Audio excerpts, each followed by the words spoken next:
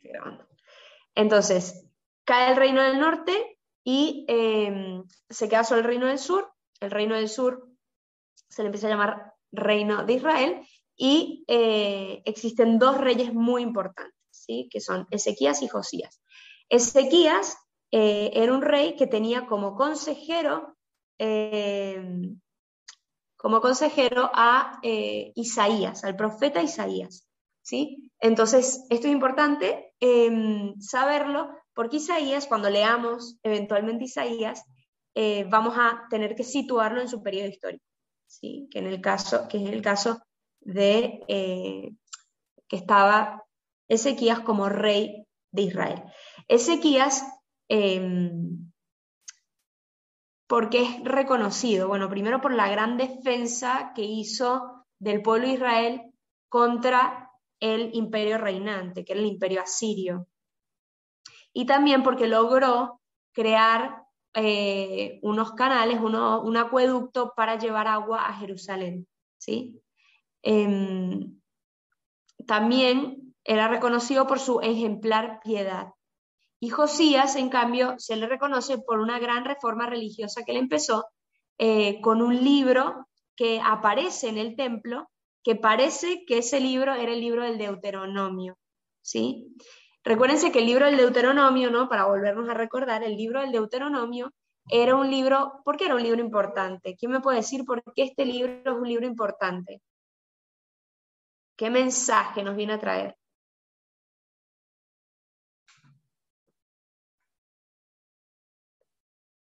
¿Alguien se acuerda? A ver, Laurencia. Era la visión de un Dios justiciero que nos mandaba un castigo por haber hecho algo. No era porque fuera la consecuencia de nuestros actos, sino porque Dios mandaba por haber desobedecido, por haber sido infieles, etc. Mazo. A ver, ¿quién más me puede decir qué contenido tenía el libro de Deuteronomio? ¿Alguien se acuerda? Estamos todos raspados.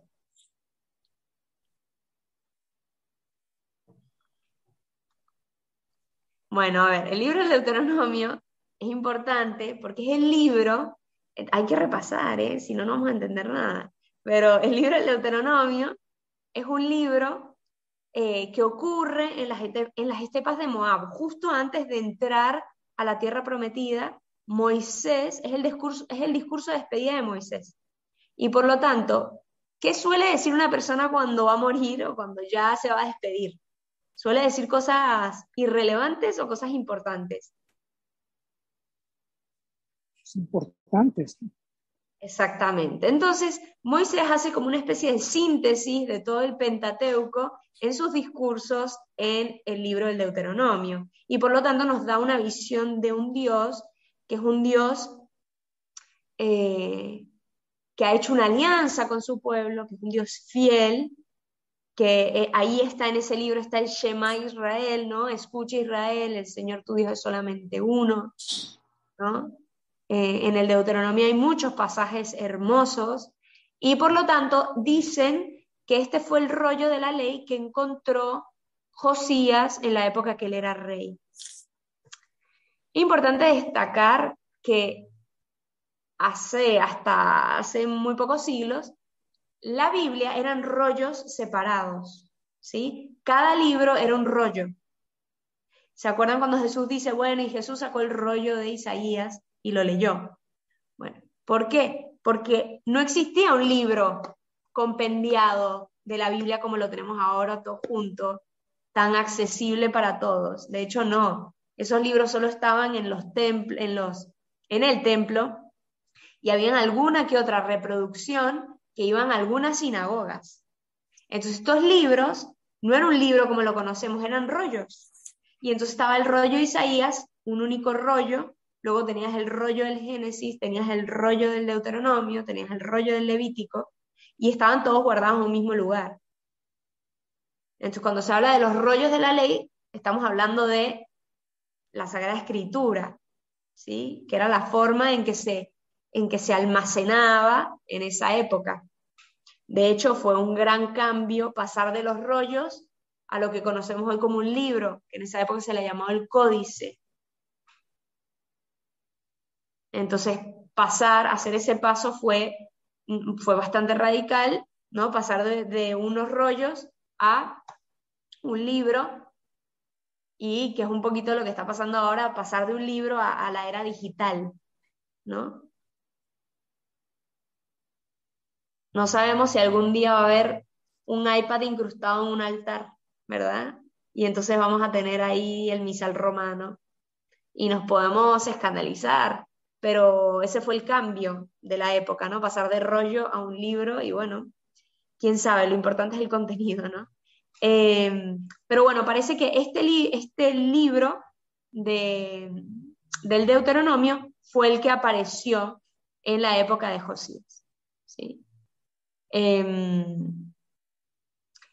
Y a partir de este libro fue el que se hizo toda la reforma religiosa de la época, ¿no? Entonces, ¿qué pasa? Entre Ezequías y Josías, que fueron como los reyes fieles a Dios, hubo muchos otros reyes que no lo fueron, y que en cambio había mucha idolatría en esa época.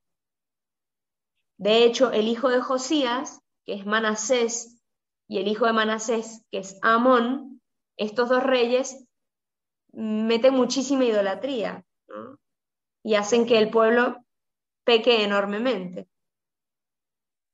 Josías, su reforma duró muy poco porque fue prontamente matado en una guerra que hubo entre el emperador egipcio y el emperador asirio, ¿no? ¿Qué hizo? Josías se alió con el emperador asirio y el emperador egipcio vino y mató a Josías, ¿no?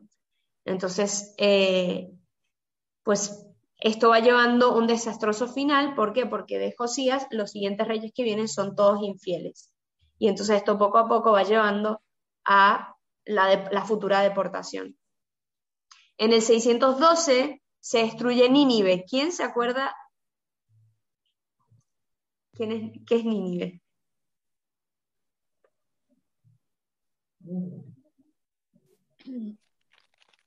Pues ¿Qué es Nínive? Jonás. Le encontramos en el libro de Jonás.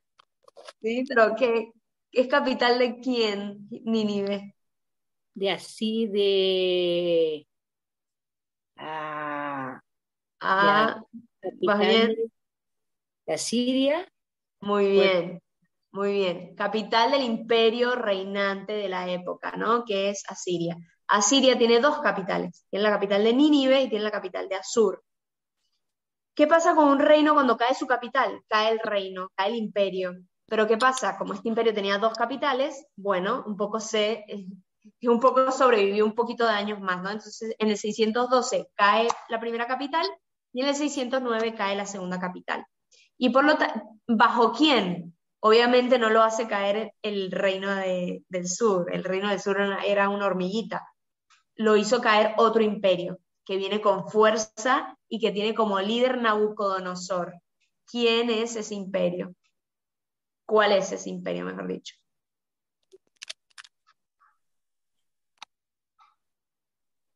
Babilónico, ¿no? Perfecto, el imperio babilónico. El imperio babilónico que viene a ser mucho más salvaje y despiadado que el imperio asirio, llega con Nabucodonosor, que es el fundador del imperio babilónico, bueno, neobabilónico, ¿no? Porque ya existía un imperio babilónico antes incluso del imperio egipcio. Y entonces, ¿qué pasa? El reino del sur pasa a ser, o sea, el reino de Israel debería pasar a ser el súbdito, ¿no? Del imperio babilónico, pero para eso tiene que pagar tributo, ¿no? Tiene que pagar sus impuestos al imperio. Y al inicio, el rey de turno se niega a pagar impuestos, a pagar tributo. Entonces, ¿qué agarran? Agarran y lo invaden. y ocurre la primera deportación en el 598. Agarra, ¿y qué hacen en la primera deportación? ¿Quién se acuerda qué se hace generalmente en la primera deportación? Sacan a los reyes. Líderes, no, a los líderes de la ciudad de Israel. Exactamente. Sacan a todos los líderes, a todas las cabezas de la política y los sacan, ¿no? ¿Y qué hacen? Agarran y al rey, agarran a un mismo israelita, pero que sea favorable al imperio de turno, y lo ponen de rey, ¿no? Y este rey se le llama Yoyaquim. Y, Yoyaquim era el rey que estaba de turno, lo quitan y lo sustituyen por el que supuestamente iba a ser favorable al imperio babilónico, que se llama Sedecías. Pero Sedecías en el año 587 se rebela contra el imperio babilónico y cae, ¿no? ¿Qué pasa? Ocurre la segunda deportación. ¿Y qué ocurre en la segunda deportación? Destruyen la capital y, más importante aún, destruyen el templo. ¿Por qué el templo? Porque el templo era el centro cultural, litúrgico, político de Israel. O sea, el templo era lo que unificaba. Nosotros esto es muy difícil de entenderlo porque generalmente, no sé, derrocas la casa de gobierno, ¿verdad? Pero los judíos, lo más importante que tenían, su casa de gobierno, era el templo. O sea, lo que unía al pueblo de Israel era que eran el pueblo del Dios Yahvé. ¿Sí? Entonces su centro, lo más importante que tenían ellos como institución, era el templo. Entonces tú al destruir el templo, destruyes la capital, ¿no? Lo destruyes todo, porque destruyes la identidad del pueblo. ¿Y qué hacen? Pues ocurre la gran deportación de Israel y sacan a todo el mundo de ahí y meten a gente extranjera. Y por lo tanto, Israel, ¿qué le pasa? Pierde el templo, la presencia de Dios viva en la tierra, y pierde la tierra prometida. Por lo tanto, lo pierde todo. Recuérdense que para ellos no pueden celebrar en una sinagoga los sacrificios que celebraban en el templo. Una sinagoga para ellos no era lo que es para nosotros. Bueno, entonces, está la catedral y tenemos varias iglesias. No, o sea, para ellos solo existía el templo. Esto también es difícil para nosotros entenderlo, porque nosotros no solo tenemos la catedral de la ciudad y ya está, no. Imagínense que en todo el mundo hubiese solo un lugar con el Santísimo. Solo un lugar en el mundo tiene el Santísimo, y todos los años nosotros hacemos peregrinación para allá porque es el único lugar donde podemos hacer adoración eucarística. El único lugar donde en el mundo se celebran misas. El único lugar en donde en el mundo se puede bautizar uno, casar uno, todo. Lo único que puedes hacer en los otros lugares es leer la Escritura. Como si fuese un círculo bíblico, ¿no? Eso es lo único que puedes hacer. Bueno, eso era para ellos el templo. Imagínense que ese único lugar del mundo es destruido. Y no lo podían construir en otro lugar donde ellos se les antojara. Bueno, ahora que vamos a Babilonia construimos otro templo. No, el único lugar que podía ser era ese, físicamente, geográficamente, el único era ese. Y lo perdieron. Entonces esto fue una real tragedia para el pueblo de Israel. Pero tragedia, no podemos llegar a entender. Hay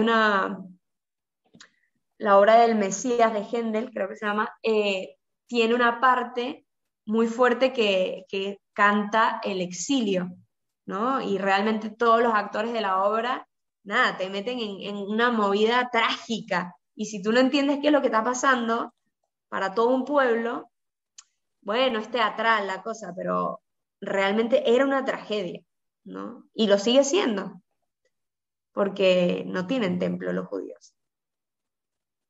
No tienen templo, hasta el día de hoy, ¿no?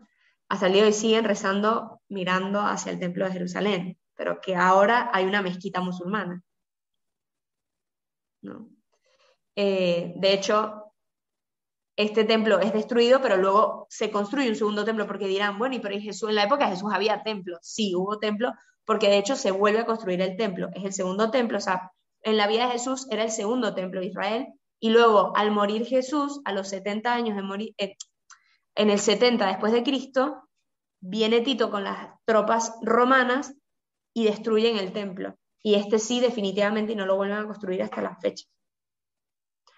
Si usted se mete en el templo de Jerusalén, hay todo un diseño arquitectónico para volver a construir el templo de Israel alguna vez en la vida, pero hoy hay una mezquita musulmana y eso generaría una guerra significativa, ¿no? Y de hecho, por eso Tierra Santa siempre ha sido lugar de disputa y de guerra, ¿no? Porque las tres religiones monoteístas y las tres religiones más grandes del mundo entero tienen su centro cultural, histórico y religioso ahí, ¿no?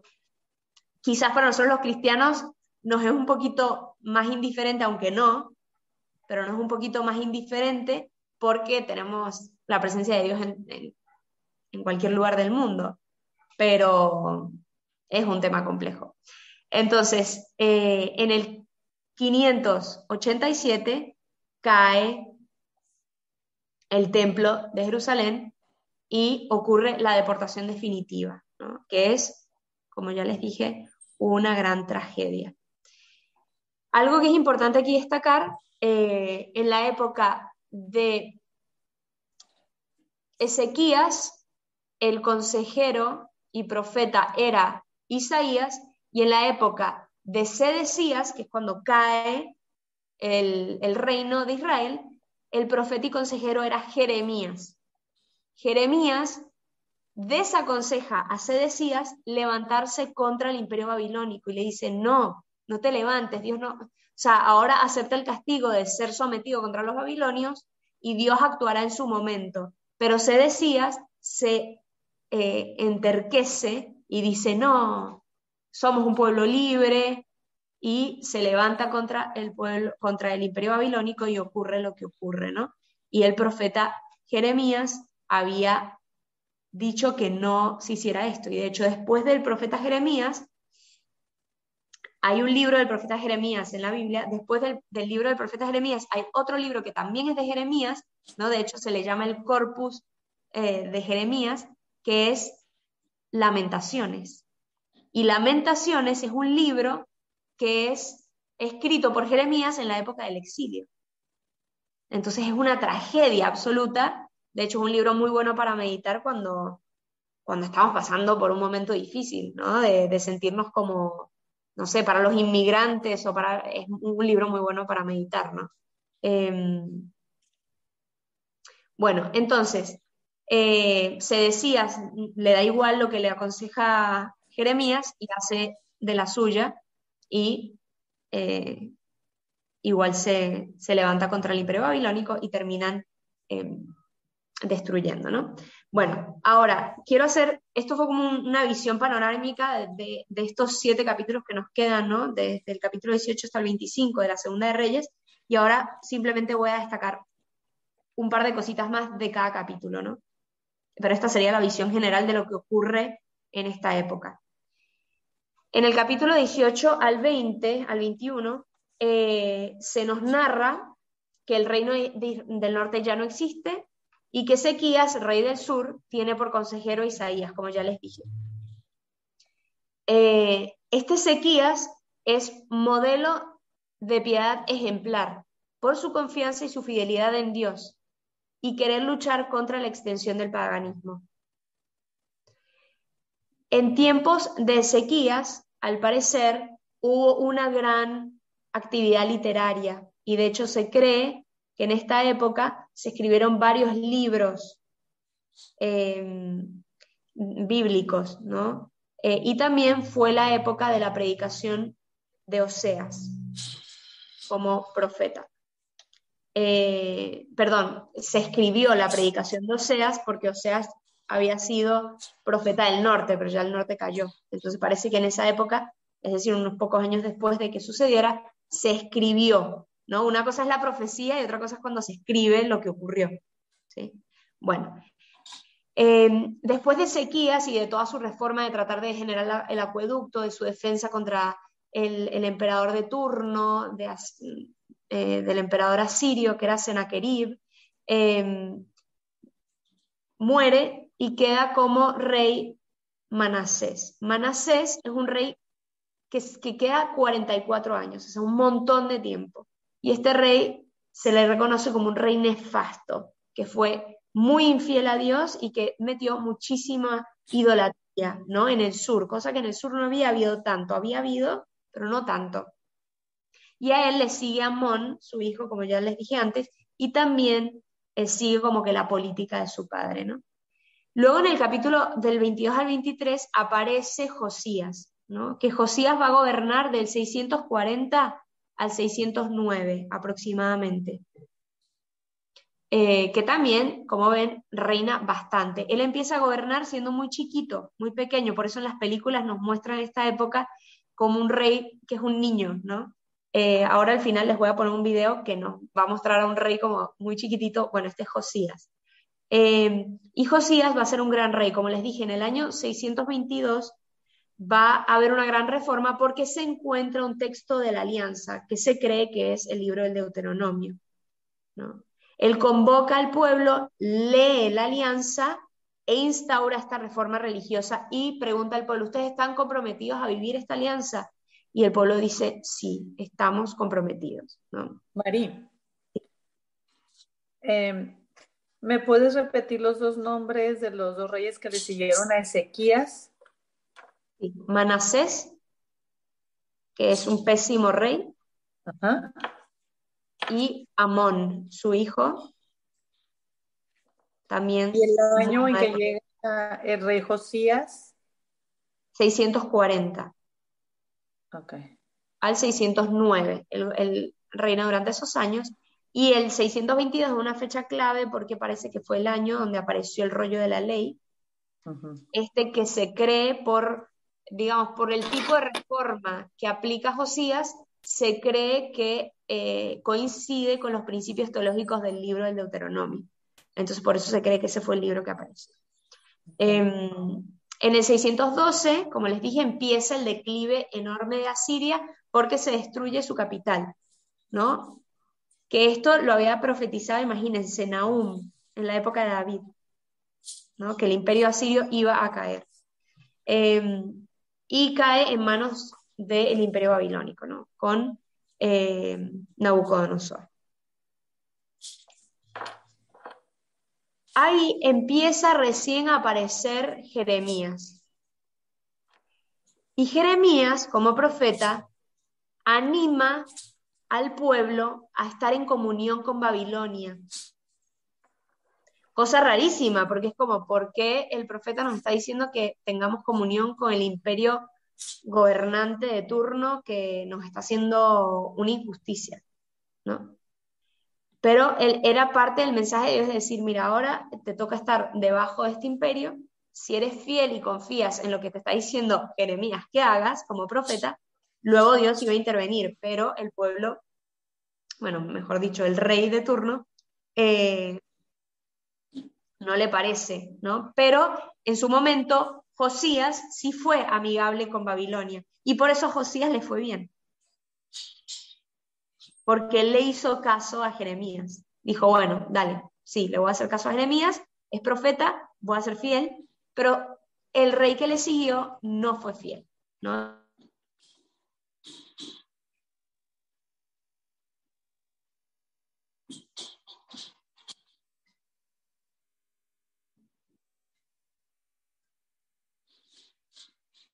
De Nabucodonosor. ¿Sí? ¿Alguien tiene una pregunta? Okay. Yo. Es que te perdí por un rato, no te escuchaba, te quedaste congelada. Dice que posterior a Josías, Josías sí le hace caso a Jeremías, pero ahí ya me perdí. Sí, El le pueblo hace no caso. quiso ser fiel. Perfecto, no, él le fue fiel siempre y por eso a él le fue bien en su reinado, o sea, él fue fiel a Dios en todo momento, él empezó a hacer una reforma religiosa y demás, pero luego viene el emperador egipcio, que era el emperador, era el imperio como más fuerte después del de Babilonia, que vino a atacar a Babilonia y entonces como Josías era favorable a Babilonia, se enfrentó contra Necao, que Necao era el emperador egipcio, y murió, ¿no? Y entonces ahí el sucesor de Josías, el sucesor de Josías dura muy poquito, y viene otro después que se llama Joyaquim, que fue el que les dije que fue infiel a Dios porque dijo, mira, no le voy a hacer caso a Jeremías, me voy a poner en contra de Babilonia, y ahí fue cuando empezó la primera deportación, en el 598. A él lo sacan de ser rey y entra Sedecías, ¿no? Y Sedecías dura un par de años hasta que él también se levanta contra el reino, contra el imperio babilónico, y ahí cae definitivamente el reino de Israel, ¿no? ¿Qué pasa en esta deportación? Como les dije, el templo de Jerusalén es destruido, es arrasado, acaban con él, y toman todas las riquezas del templo, que eran un montón. Recuérdense que estaba el tesoro del templo, habían candelabros de oro, habían 1000 cosas, se las llevan a Babilonia. Y Nabucodonosor deja a un cualquiera como gobernador del reino, y ahí se empieza a perder la identidad propia del reino de Israel. Pero sabemos, bueno, así acaba el libro de Israel, el libro de los reyes. Y entonces, ¿cómo empezó? Desde Salomón, con un auge, una pujanza, les iba súper bien, y acaba en el declive y la destrucción del reino. En total, desde Salomón hasta la deportación del reino de Israel, pasan 400 años, es decir, que son 400 años los años de la monarquía en Israel. En el norte solo duran 200 años, desde el 933 hasta el 722, y en el sur se quedan hasta el 587. Dos fechas importantes aquí, bueno, tres, por complicárselas. El 933, que es la división del reino. El 722, que es la caída de la capital del reino del norte, y por lo tanto la caída del reino del norte. Y la fecha más importante, yo les diría la más importante, la única que se tendrían que aprender, es el 587, que es la deportación a Babilonia, el exilio, la destrucción del templo, la tragedia máxima. ¿Sí? Entonces, algo importante, este libro es un libro que se podría decir histórico, sí, es un libro histórico, estamos en los libros históricos. Pero fíjense que el autor no tiene un interés propiamente histórico como se diría la historiografía moderna, ¿no? El narrar puntualmente, cronológicamente todo lo que sucedió. Tiene una finalidad más teológica, ¿no? Quiere mostrar cómo el pueblo de Israel, cuando era fiel a Dios, le iba bien, y cuando no era fiel a Dios, le iba mal, ¿no? Cuando vivía conforme a la alianza, todo salía adelante, y cuando no vivía conforme a la alianza, pues todo iba mal, ¿no? Que esto se le conocía como la teoría de la retribución, ¿sí? Es decir, si yo soy fiel a Dios, Él es fiel a mí, y me va bien. Yo les pregunto, ¿nosotros creemos en esto? Sí. No. No creemos en esto. Nosotros no creemos que Dios es fiel solo y en cuanto en la medida en que yo soy fiel. Ahora, lo que sí creemos es que nuestro pecado y nuestra vida, como no conforme al deseo de Dios, no tanto por castigo, sino como por consecuencia, no nos va a llevar a un lugar de felicidad, ¿sí? De plenitud, ¿no? Cada vez que optamos ir en contra de Dios, no es que Dios no castiga, pero es algo que no nos va a llevar a nuestro camino de plenitud, ¿no? Esto sí lo creemos, pero no porque Dios dejó de ser fiel, no que Dios lo mandó como castigo porque ahora, no, nosotros creemos que la justicia de Dios es su misericordia, ¿sí? Entonces nosotros creemos que el perdón de Dios siempre está a la mano, pero también creemos que solo está a la mano cuando yo decido tomar la mano. O sea, Dios no me obliga a tomar su misericordia, ¿sí? Dios no me embute su misericordia obligado, ¿no? Me deja libre, me deja ser, ¿no? Ahora, si yo quiero, Él siempre tiene la mano tendida, ¿sí? Entonces, por eso nos muestra, ¿no? Si bien es una concepción teológica que nosotros no, no creemos del todo, ¿no? La teoría de la retribución, de hecho en la Biblia hay toda una transformación, es algo que nosotros tenemos que entender en su época. En su época era la forma de entender que si no era fiel a Dios te iba mal, ¿no? Como un poco medio supersticiosa la cosa. Nosotros hoy lo comprendemos como Dios al darnos los mandamientos nos da un camino de felicidad, ¿no? Nosotros lo comprendemos así.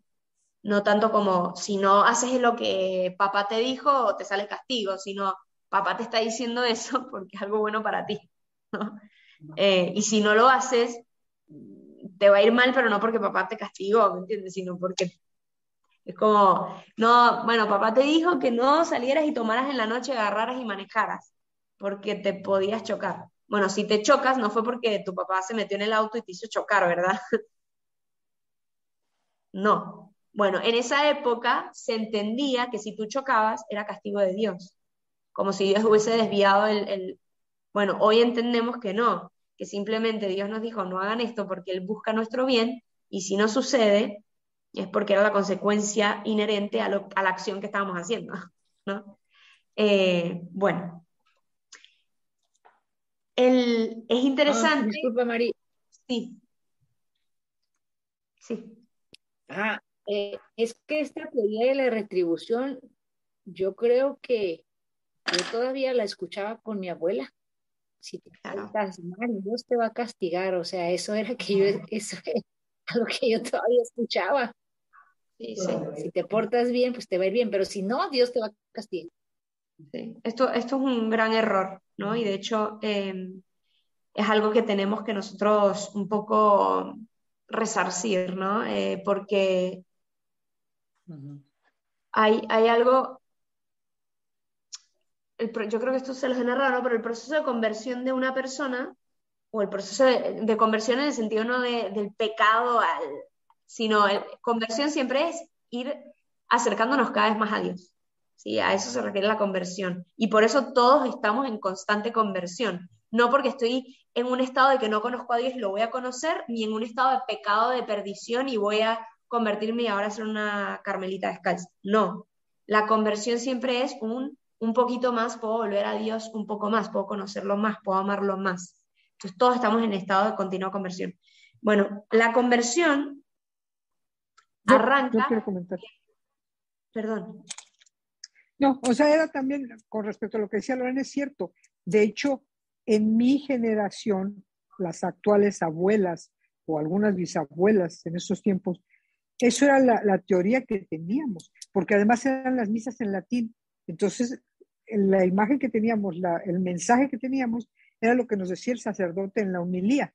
Y si ese sacerdote te decía, Dios te va a castigar, o las monjitas en la escuela, y si la monjita decía, es pecado y te vas a condenar, eso es con lo que crecimos las actuales abuelas, y que yo creo que es algo en lo que tenemos que trabajar para el mensaje que damos a los nietos, porque somos un personaje importante en la familia en México hasta estos momentos que formamos, que transmitimos a los nietos. en todas partes los abuelos son clave. Leila.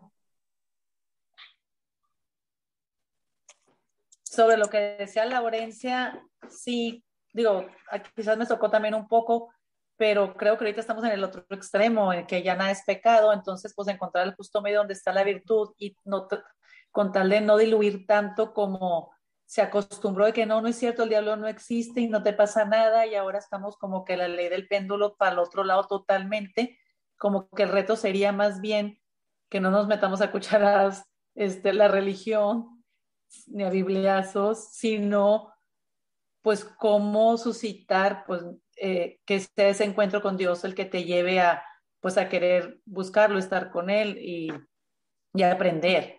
Pero bueno, para eso no levanté la mano. Solo quería comentarlo porque lo que comentó Laurencia. Vendría el caso aquí, Mari, con todo este tema de la teoría de la retribución, un poco el tema de la gente que se flagelaba, creo que antes, porque no sé si eso siga siendo actual, pero no sé, como una manera Sí, de decir, de expiar está- las culpas. sí, no, y está todo el tema también del mérito, ¿no? Que yo siempre he sido un poco contraria a ese término, me parece un poco peligroso, porque quita la pureza del amor a Dios, ¿no? O sea, como, ojo, puede que no la quite, ¿no? Y de hecho sí hay mérito, o sea, está bien. Pero el tema del mérito es delicado, porque entonces yo voy a misa para merecerme el cielo y para sumar unos punticos, ¿no? Y dices, pongamos la relación con Dios como cualquier relación humana, ¿no? Entonces yo amo a mi esposo, entonces yo le pongo el desayuno en la mañana para sumar unos punticos. No, tipo, ¿quién tiene una relación así? Me parece una relación bastante empobrecida, ¿no? Entonces, a mí me parece clave a la hora de la evangelización el tema de una relación personal, ¿no? Una relación de amor, de amistad, que no estás sumando puntos, que no lo estás haciendo para quedar bien, es simplemente disfrutas estar con el otro, quieres estar con el otro, ¿no? Es una relación de amistad, de una relación de pasarla bien, de que no estás no estás sacando cuentas, ¿no? Y por otro lado, lo que tanto han dicho los últimos papas, ¿no? Que la iglesia no crece por proselitismo, ni por meterle la Biblia en la cara, ni por obligación, sino por atracción, ¿no? La atracción de la belleza. Cuando Dios se nos presenta como es, Dios es bello, Dios es atractivo, quieres estar con Él, como que se te antoja. ¿Cómo no vas a querer estar con alguien que te ama tanto, que está ahí siempre, que es fiel, que es constante, que es incondicional, como eh, quieres, ¿no? Te nace espontáneamente el querer estar con Él y no vas a misa porque entonces, si no, me voy al infierno, ¿no? Y hay una oración muy bonita, ¿no? Que es, no, No me esta se me mueve mi fue. Dios para No querer. me mueve mi Dios para quererte, el cielo que me tienes prometido, ni me mueve el infierno tan temido para dejar por eso de ofenderte, ¿no? O sea, muéveme el verte herido ahí, escarnecido, o sea, me mueve tu amor, me mueve todo lo que tú eres y por eso vengo, ¿no? Y si no hubiese cielo igual te quiero querer y si no hubiese infierno igual no te quiero ofender, o sea, me da igual todo eso, ¿no? Y eso es una relación verdadera, eso es una relación de amor sincera con un alguien, con una persona concreta que es Dios nuestro Señor. Lorena.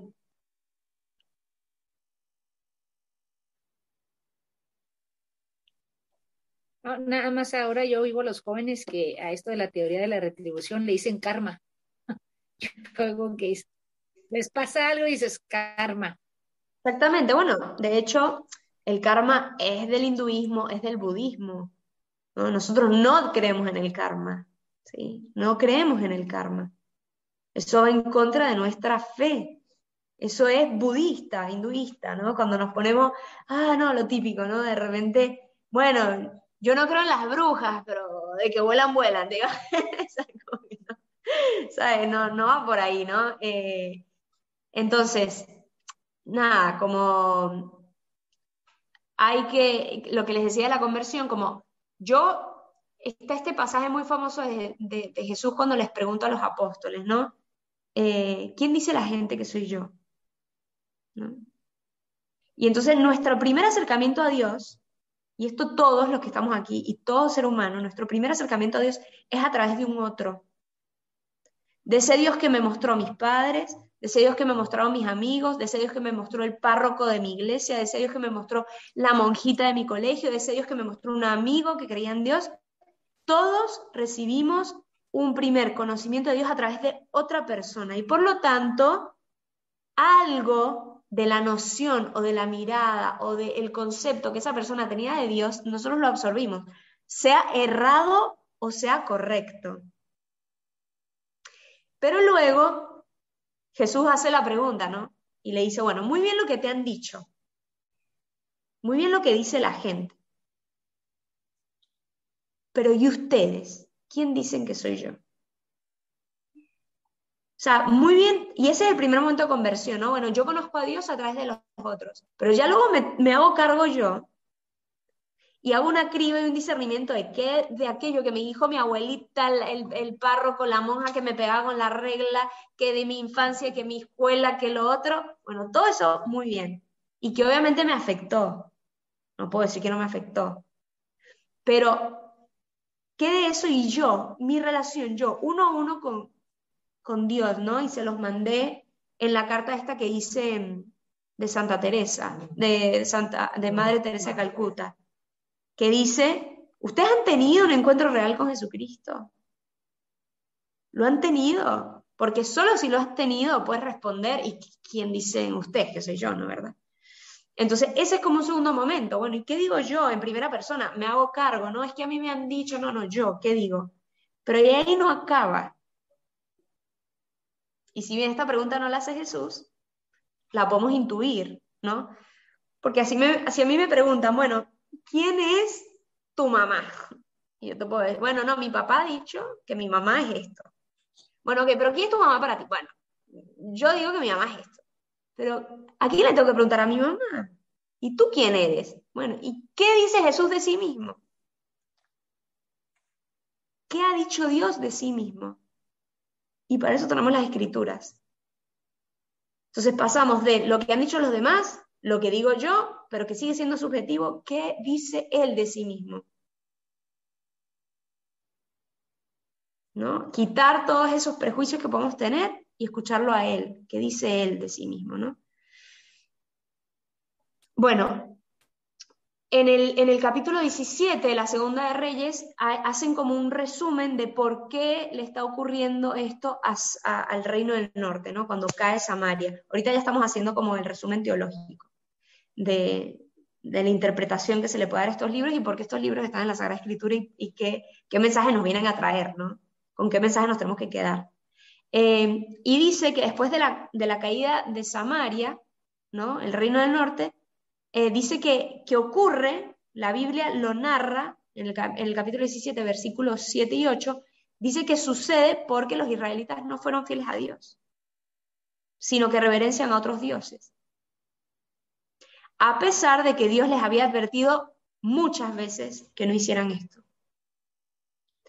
¿Y qué pasa? Que la idolatría, bueno, pero no pasa nada, fíjate que lo único que hicimos fue casarnos con mujeres extranjeras. Bueno, no pasa nada, lo que hicimos fue adorar a los dioses de las mujeres extranjeras. Bueno, no pasa, y esto se vuelve una bola de nieve. Y finalmente, ¿qué hacen? En el versículo 17, el capítulo 17 dice, después de que se casaron con las mujeres extranjeras, después que cayeron en la idolatría, después de que tal, se volvió la bola de nieve, que terminan los israelitas matando a sus propios hijos, ofreciéndolos como sacrificio para los dioses paganos. O sea, hasta ese nivel de aberración llegar. O sea, imagínense aquí, la mayoría creo que son padres, agarrar o tendrán seres queridos, agarrar a tu ser querido y ofrecerlo. O sea, llegaron a ese nivel de aberración, a ofrecerlo y pasarlo por el fuego. Bueno, un horror. Entonces, se justifica que todo esto pasa precisamente porque no son fieles a Dios, ¿no? Y luego, por último, se nos muestra como dos reyes como prototipos antagónicos, ¿no?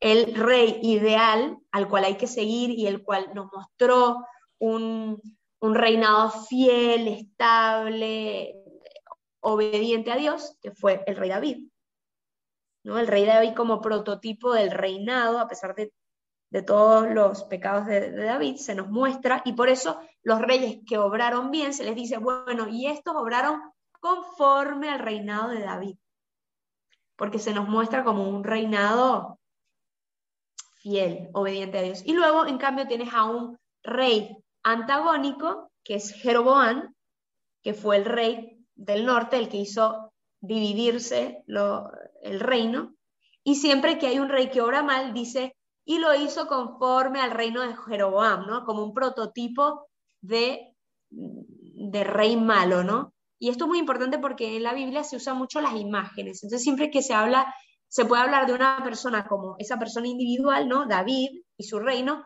o también como prototipo. Es decir, el reinado de David como un reinado fiel y obediente. Entonces, te pueden hablar de fulanito fue como el rey David. Entonces te está hablando de un rey fiel y obediente. Fulanito fue como el rey Jeroboam, te está hablando de un rey idolátrico, pecador, ¿no? Esto pasa muchas veces en la Biblia, nos van a poner antagónicos, Dios y el demonio. Obviamente el demonio nunca va a ser antagónico con Dios porque no tiene su nivel, pero digamos el antagónico. Yo les pregunto, Jerusalén, ¿cuál es el antagónico?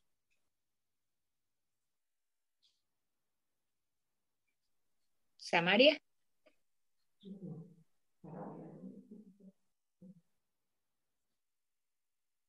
Babilonia. En el Apocalipsis, por ejemplo, se narra Babilonia, pero no Babilonia como la ciudad, sino Babilonia como el prototipo de esa ciudad infiel. Si Jerusalén es el cielo, Babilonia es el infierno. ¿Sí? Entonces, muchas veces se nos va a hablar de Babilonia, no porque se está hablando literalmente de la ciudad de Babilonia, sino Babilonia como figura del infierno. Esto es importante porque entonces, dependiendo de dónde lo leamos y el contexto que lo leamos, Babilonia se va a referir a la ciudad de Babilonia o se va a referir al infierno como lugar de castigo, ¿no?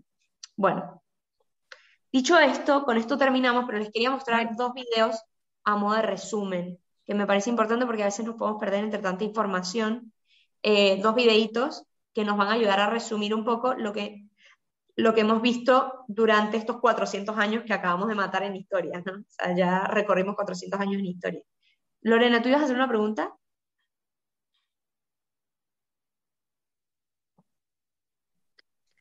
Sí, nada más, preguntarte, esto de comparar a Babilonia con el infierno, ¿nace a través del daño que hizo a Babilonia al pueblo de Jerusalén el pueblo de Israel por el destierro? O sea, Claro. de ahí nace este ejemplo. Sí, exactamente. Justo nace de esa vivencia tan dramática y tan parecida al infierno, ¿no? Para ellos, que fue Babilonia, ¿no? Que fue un lugar en donde ellos no pudieron practicar su fe, que fue un lugar donde no pudieron seguir sus creencias, que fue algo que les destruyó su centro religioso, ¿no? Y no solo religioso, más allá, ¿no? Entonces, bueno, pero ahorita creo que estos 2 videitos ayudan mucho para entender un poco más a fondo. De ahí lo marcado del 587. De ahí viene lo marcado de esa fecha. Exactamente. Dígame si ven la pantalla. No los veo, así que me tienen que decir. Sí, sí se ve. Sí se ve. Sí la veo. Listo, ahí va. Sí lo vemos. Sí.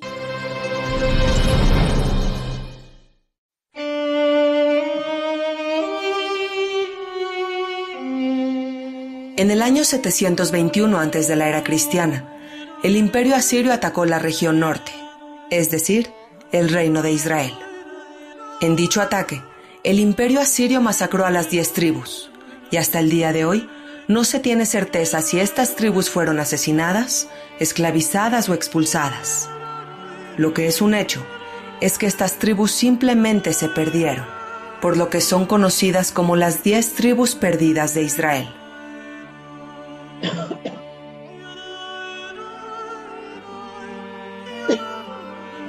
Cuando los asirios se enfrentaron con el reino del sur llamado Judea, las 2 tribus que ahí vivían decidieron rendirse con tal de sobrevivir. Estas eran las tribus de Judá y de Benjamín, y sus integrantes sobrevivieron al ataque y a la invasión del imperio asirio. Así que sus descendientes fueron llamados nada más y nada menos que judíos. Después de 344 años bajo dominio asirio, un imperio más poderoso llegó, el imperio babilonio, y la suerte de los judíos empeoró. En el año 586 antes de la era cristiana, el imperio babilonio encabezado por el rey Nabucodonosor II mandó a destruir el templo de los judíos. Y una vez con el templo destruido, los judíos fueron expulsados hacia Babilonia, en lo que fue conocido como un exilio masivo.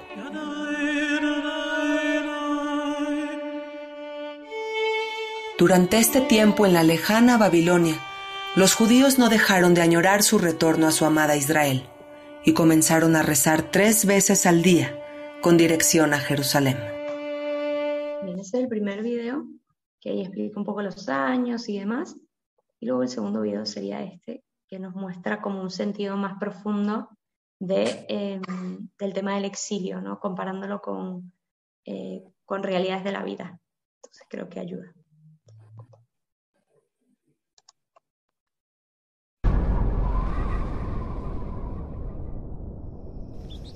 Hay algo especial sobre estar en casa, donde todo encaja perfectamente.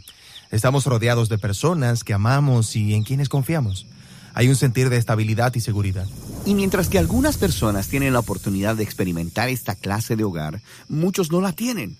Otros pueden incluso ser obligados a abandonar su hogar y vivir en una tierra ajena. A esto le llamamos estar exiliado. Sí, todo está desorientado. Y en la historia de la Biblia es justo ahí donde los israelitas se encontraban, conquistados por Babilonia y viviendo en exilio lejos de su tierra. Entonces se preguntaban, ¿cómo terminamos aquí? ¿Hay esperanza de volver a casa? Y toda la historia de la Biblia está diseñada para responder esas preguntas. ¿Toda la historia? ¿En serio? Sí, regresa a las primeras páginas de la Biblia. ¿Dónde vive la humanidad? Ok, viven en un jardín realmente hermoso, su hogar. Y están ahí con una condición, que confíen y obedezcan el único mandamiento de Dios, y no lo hacen. Así que la consecuencia fue ser expulsados del jardín. Son enviados al exilio. Exactamente.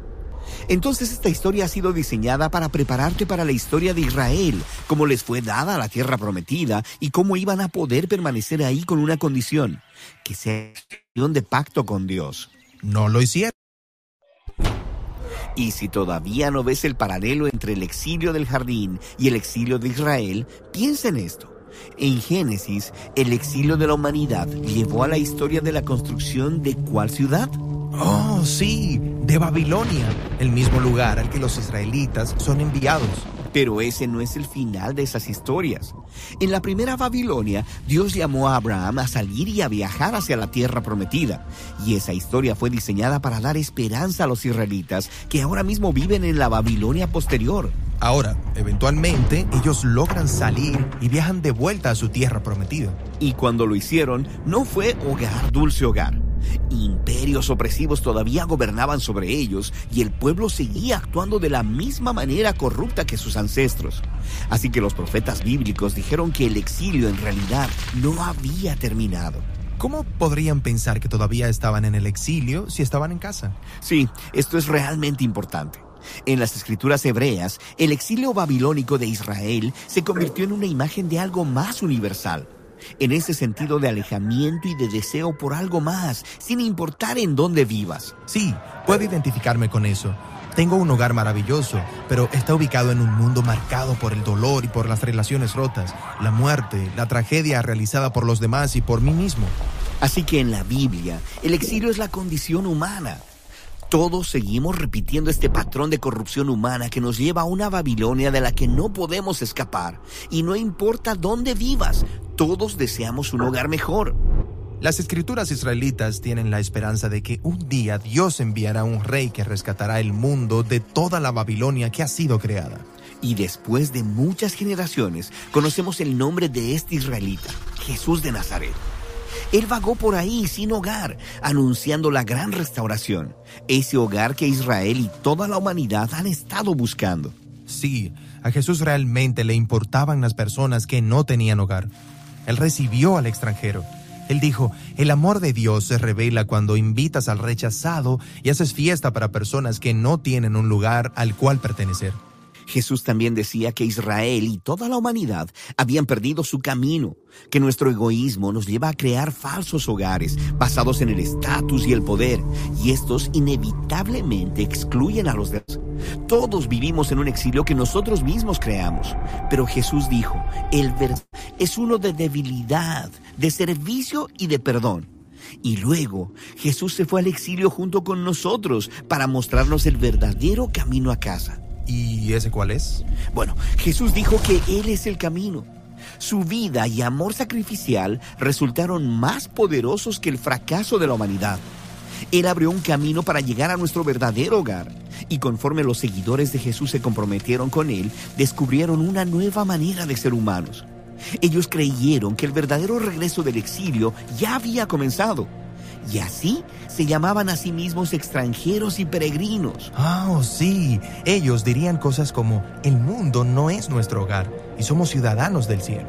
Así que los seguidores de Jesús continúan como exiliados mientras esperan el día en que Jesús regrese para transformar este mundo en un verdadero hogar.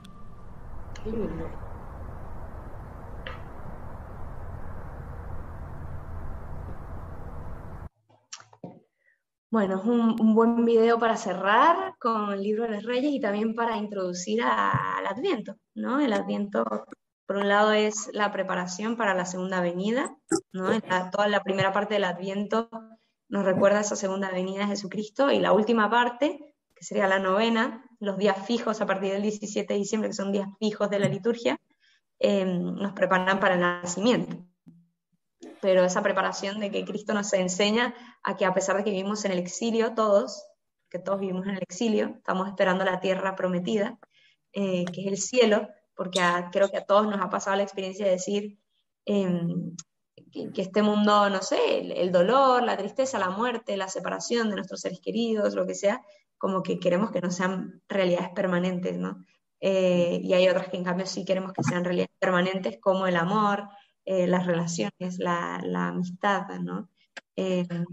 La comunión, en el fondo, que es la promesa de Dios, ¿verdad? Pero bueno, ya con eso acabamos el libro de los Reyes. Preguntas, perdón que me alargué, pero pienso que era importante. Leila. Yo tenía idea, pero no me acuerdo de dónde lo saqué, creo que de mis clases de Biblia, que cuando se fueron al exilio fue cuando se habían escrito el libro del Génesis. ¿Correcto? Mira, hay muchas teorías. Es un poco inexacto todo con respecto a los primeros libros de cuando se escribieron. Algunos dicen que en el periodo de Salomón se escribieron muchos libros, pero según esto, como corresponde que la imagen del Génesis era una imagen alegórica a lo que luego sucedió con el exilio. Puede ser, pero no te tengo el dato preciso. Gracias.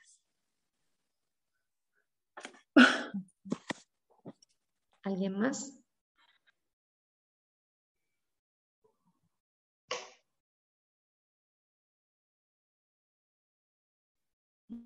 Muy claro o muy oscuro.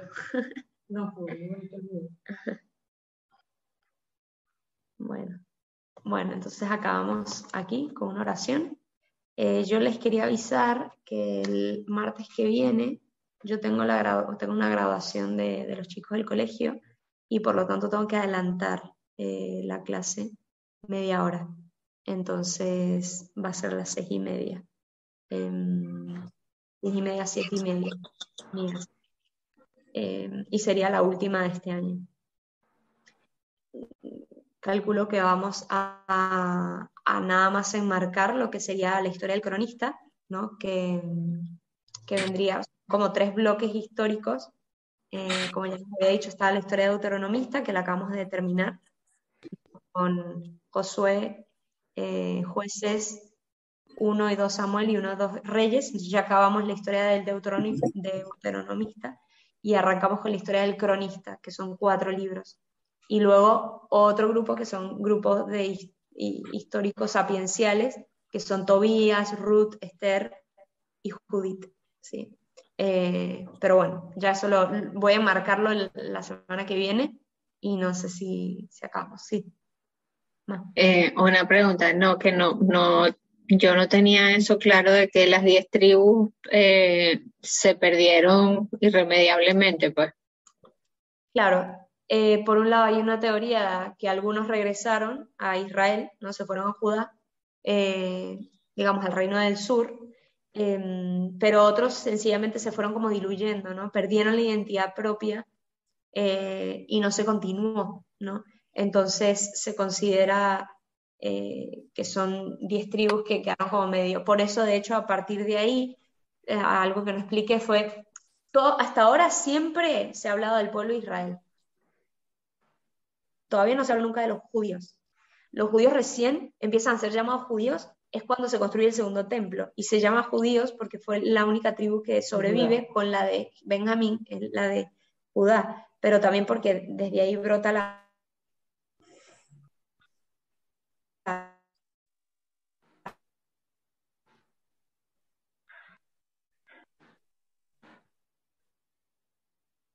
¿Te cortaste o te congelaste? la bendición de Dios, ¿no? Pero queda como medio entredicho, pues, no. Que por otro lado tienes el tema de los levitas, entonces como sigue existiendo de alguna manera las tribus, ¿no? Porque sigue existiendo los levitas, pero es como medio blurry, ¿no? Como a partir de esa época, de hecho, como que el pueblo se le llama el resto de Israel, ya ni siquiera se consideran las tribus. Como Te estás cortando otra vez. nación del original y Te cortaste toda, Mari. se considera que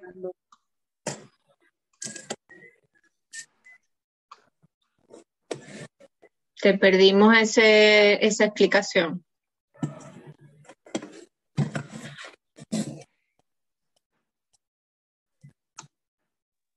Hello, Mari, ¿dónde andas?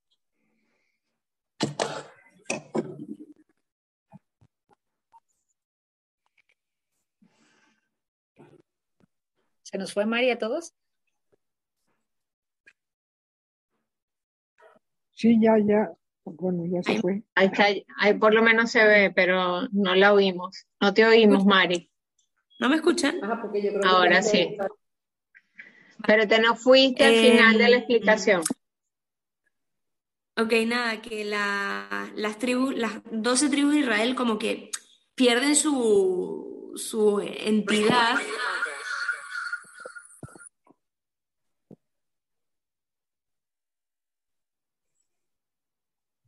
¿Ahí? ¿Me escuchan? Bueno, que las 12 tribus de Israel pierden un poco su entidad en esta época, pero siguen siendo como una figura de lo que siempre Dios había deseado, ¿no? Como que seguía deseando que fuesen, y por eso cuando Jesús llama a los apóstoles, justo llama a 12, ¿no? O sea, llama justo a 12 como una forma de decir, bueno, estoy restituyendo un nuevo pueblo, ¿no? Y por eso tantas canciones de el nuevo pueblo de Dios y demás, bueno, que nace a partir de ahí, pero sí, como que es medio desaparecen, pero no es exacto, ¿eh? O sea,